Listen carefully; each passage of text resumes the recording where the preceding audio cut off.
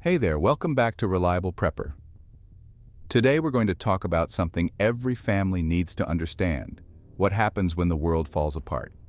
And let me tell you, when things start to go wrong, whether it's due to civil unrest, a natural disaster, or even a total grid failure, there are a lot of mistakes people make that leave them vulnerable, unprepared, and in serious danger. In today's video, we'll break down the most common mistakes people make during a crisis, and even more importantly, how you can avoid them. We'll dive deep into actionable strategies for securing your home, managing your supplies, staying mentally prepared, and making sure you're truly ready for any situation. This isn't just about basic prepping. It's about going beyond the basics to safeguard your family when everything else falls apart. And trust me, you're going to want to stick around until the end because we're covering some critical advice that can make all the difference in keeping your family safe. But before we get into it, if you're serious about protecting your loved ones, make sure to hit that like button and subscribe. That way you'll never miss any of our future videos. And for even more tips and behind-the-scenes content, follow Reliable Prepper on Facebook. Now let's get started. We've all seen it, people who say, "It'll never happen to me," or "I'll just deal with it when it happens."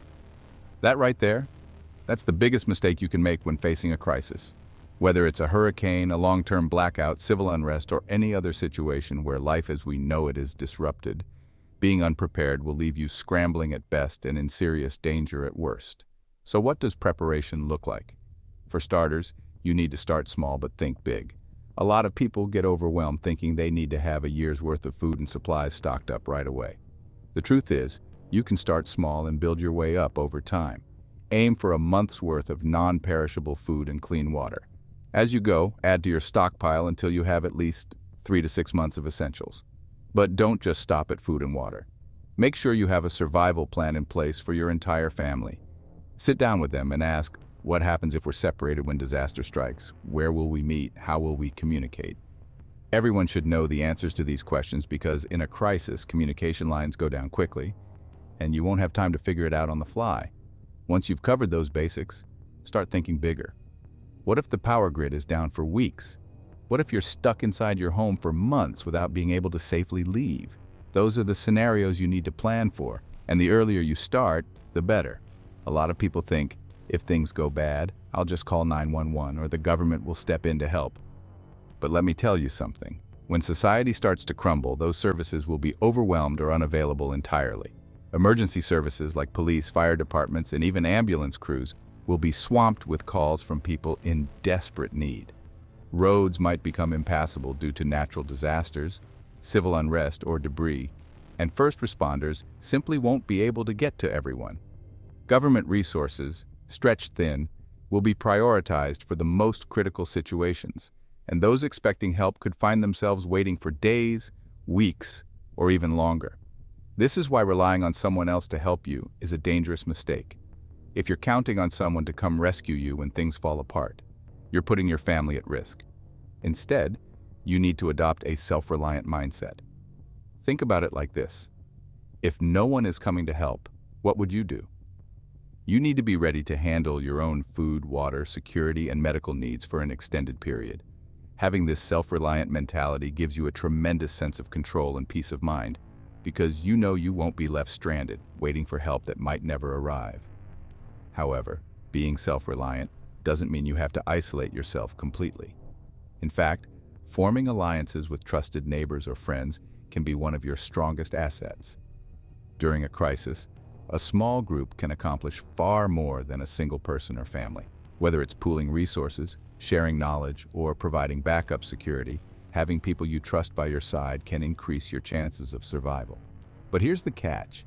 You need to be cautious about who you trust.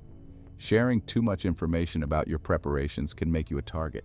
Word travels fast, and if people know you're well stocked, they may come knocking, desperate or even aggressive. So, work together with those you know and trust, but always keep your resources and plans on a need-to-know basis. One of the biggest oversights people make in their preparedness plans is ignoring how vulnerable their home can be during a crisis. If law and order collapse, your home becomes your fortress. It's the first line of defense for keeping your family safe from the chaos outside. And yet, Too many people assume that locking their doors will be enough to protect them from desperate people looking to take what they have. The truth is, standard doors and windows won't stand a chance against a determined intruder. So how do you fix that? Let's start with doors. You want a solid core or steel door at every entry point. These doors are tough to break down, but they're only as strong as their frames. Reinforce your door frames with long screws that anchor deep into the studs, not just into the frame itself. Consider adding a secondary lock like a door bar or brace for extra security. Windows are another weak point in most homes. Adding shatterproof film to your windows can buy you time if someone tries to break in, but the best solution is to install polycarbonate window coverings. Polycarbonate looks like glass, but is nearly impossible to shatter. It's the same material used in riot shields, so you know it can withstand a lot.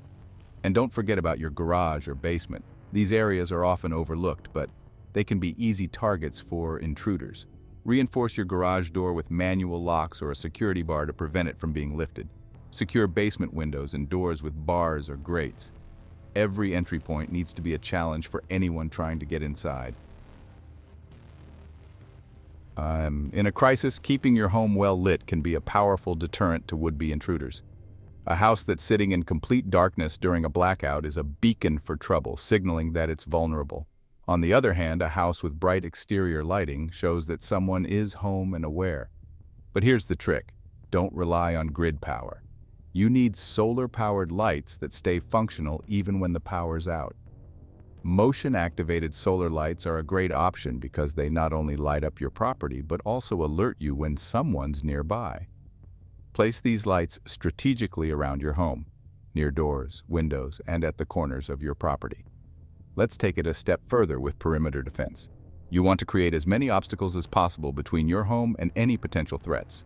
Fencing is a great first step, especially tall fences with thorny bushes planted underneath windows.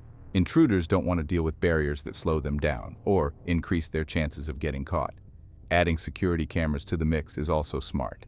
Get cameras that run on solar or battery power and position them so you can monitor key areas around your property. That way, even if you're inside, you'll have eyes on everything. Now, let's talk about one of the most basic survival needs: food and water. If you're not stocked up, you're putting your family at risk. A lot of people think they'll be fine with whatever's in their pantry, but in a real crisis, grocery stores will be empty within hours. And supply chains? They'll be disrupted for days, weeks, or longer. So how do you avoid this mistake? You need to stock up enough food and water to last, at the very least, a month. But ideally, you're aiming for 3 to 6 months.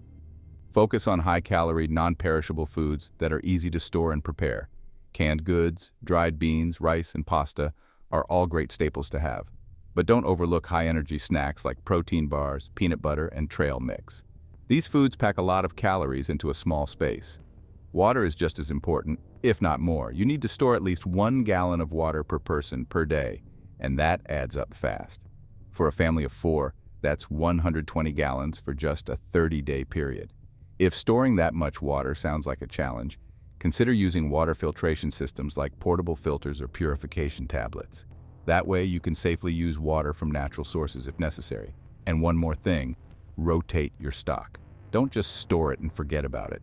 Regularly check expiration dates and consume the items closest to expiring, replacing them with fresh supplies. In a crisis, medical supplies become just as valuable as food and water. Injuries, illnesses, and infections don't stop just because society does. In fact, the stress and chaos of a crisis can often lead to more frequent accidents or health issues. And without easy access to doctors or hospitals, having the right medical supplies and knowing how to use them becomes critical. Unfortunately, many people overlook this when preparing for a disaster. So, what do you need? A basic first aid kit isn't enough. You need a well-stocked medical kit that can handle a variety of situations. This includes bandages, antiseptics, over-the-counter pain relievers like ibuprofen or acetaminophen, gauze, splints, and disinfectants for cleaning wounds. But don't stop there. You should also have more advanced supplies like sutures for closing deep cuts, tourniquets to stop severe bleeding, and a way to treat burns or fractures. Burn dressings, antibiotic ointments, and sterile wraps are critical additions to your kit. And if anyone in your family takes prescription medication, make sure you have extra on hand. enough to last through extended periods when refills may not be available. But remember, supplies are only half the battle. You need the skills to use them. Having a fully stocked medical kit won't help much if you don't know how to apply a tourniquet or treat a serious wound. That's why first aid training is essential. Even if you're starting from scratch, it's something you can learn fairly quickly. Many local organizations like the Red Cross offer first aid and CPR courses that can teach you the basics. You can also find online videos and tutorials if in-person classes aren't available in your area. It's worth investing the time to learn how to properly dress wounds, treat burns, manage trauma injuries like broken bones, and recognize signs of infection. Because in a crisis, you may be the only medical help your family has, and knowing what to do could save a life. Communication is critical during a crisis. But here's the thing. Cell towers get overloaded, power goes out, and before you know it, you're cut off from your loved ones and important information. Not having a backup communication plan in place is a big mistake, and one that can leave you feeling isolated and in danger. So how do you stay connected? The first step is to have alternative communication methods ready to go. Walkie-talkies or long-range two-way radios are great options for staying in touch with your family, especially if cell service goes down. Make sure you know how to use them, and test their range in different parts of your home or neighborhood. Another must-have is a crank-powered or solar-powered radio. This allows you to stay informed of emergency broadcasts, weather updates, and any critical information being shared by local authorities. Even if everything else fails, you'll still have a way to receive updates. One more tip, establish a family meeting place. If your family gets separated, everyone should know exactly where to go. This could be your home, a relative's house, or another designated safe location. And consider using simple code words with your family. That way, if you need to communicate discreetly, like over a walkie-talkie, you can do so without tipping off anyone listening in. Now let's talk about bugging out. A lot of people think they can hunker down at home and ride out any storm. But the reality is that there are situations where staying home isn't the safest option. Whether it's a fire, flooding, civil unrest, or escalating violence in your area, there are times when staying put could be more dangerous than leaving. Not having an evacuation plan in place when the situation calls for a fast exit is a major oversight that could put your family in unnecessary danger. So, what's the solution? Bug-out bags. Every member of your family should have their own bug-out bag packed and ready to go at a moment's notice. These bags should contain at least 72 hours worth of supplies, including water, non-perishable food, extra clothing, and basic first aid items. Beyond the essentials, don't forget important documents like IDs, birth certificates, insurance papers, and emergency cash. It's also a good idea to include a backup phone charger, a portable radio, and a multi-tool. Keep these bags in a place that's easy to access, like near the front door or in your car, so they can be grabbed quickly if you need to evacuate in a hurry. Next, you'll want to plan multiple evacuation routes. Don't rely on just one path out of your neighborhood or city because roads may be blocked, congested, or even unsafe to travel. Know at least 2 or 3 different routes, including walking paths or back roads, in case main roads are shut down. It's also crucial to map out potential safe zones like a relative's home or a designated shelter that are far enough away from the danger zone. And here's an important tip.